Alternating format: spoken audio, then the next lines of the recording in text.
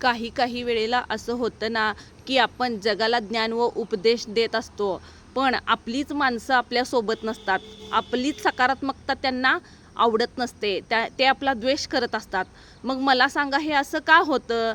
मग ह्याचं उत्तर मी नेहमी शोधते आणि एक दिवस मला ते उत्तर मिळालं. तर रामायण व महाभारत का झाले?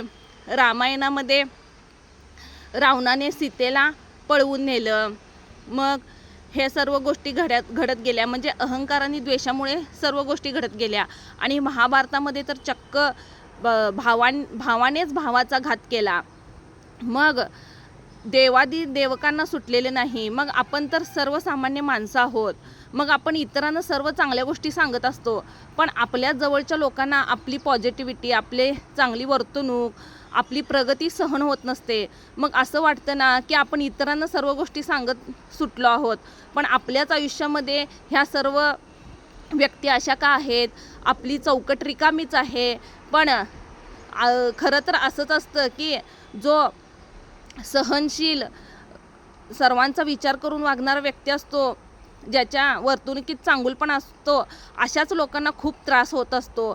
अशाच लोकांच्या जवळच्या व्यक्ती ह्या त्यांना त्रास देणाऱ्या असतात, कारण त्यांच्यामध्ये तो चांगुलपणा नसतो, तसा दृष्टिकोन नसतो. मग ते नेहमी आपला द्वेष व राग करत असतात.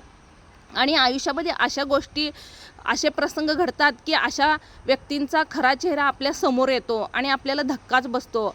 पण अशा वेळी आपण डगमगून न जाता आपल्या कार्यावर, आपल्या ध्येयावर आपण पुढं जात राहायचं. कारण एका बाजूने आपल्याला दुःख होतं, की आपल्यासोबत तर आपली माणसंसुद्धा नाहीत, आणि दुसऱ्या बाजूला आपल्याला जाणीवसुद्धा होते, की आपलीच व्यक्ती आपल्यासोबत नाही आहेत, तरीसुद्धा आपण आज ठामपणे उभा आहोत. म्हणजे देवाला आपल्या चांगुलपणाचा इतरांना कसा त्रास होतो आणि आपलं कुणीच नसतं हे परमेश्वराला दाखवून द्यायचं असतं. मग एखादी व्यक्ती आपल्याला साथ देणारी असते आणि ती आपली सोलमेट असते, हे नेहमी लक्षात ठेवायचं. मग आपण आपले चांगले कार्य करत राहायचे. पण ह्या आपल्याच व्यक्तींना जेव्हा आपण काहीतरी चांगलं सांगायला जातो, तेव्हा ते आपल्या विरुद्ध अगदी नको त्याच गोष्टी करतात. ह्या गोष्टीचं दुःखही होतं आणि त्यांचा हेवाही वाटतो, कारण त्यांना कितीही समजावून सांगितलं तर ते ऐकण्याच्या पलीकडे गेलेले असतात.